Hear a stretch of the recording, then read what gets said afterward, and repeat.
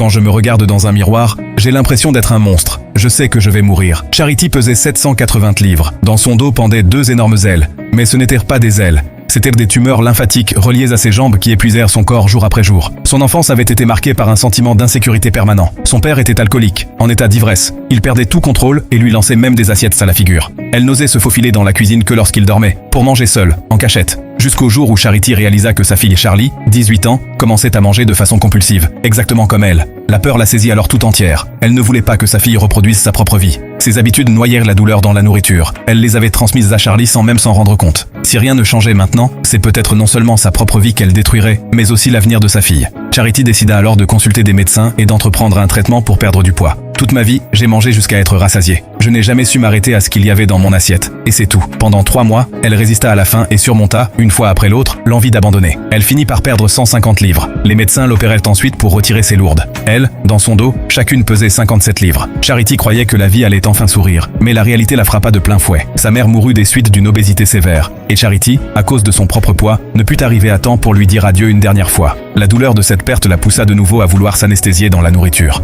Plus elle souffrait, plus elle mangeait, comme si c'était la seule façon de tenir debout. Au moment où elle était sur le point de sombrer à nouveau, Charlie fit irruption dans la pièce, la serra fort dans ses bras et lui dit qu'elle ne voulait plus perdre sa maman. Pensez-vous que Charity trouvera, cette fois encore, la force de se relever ?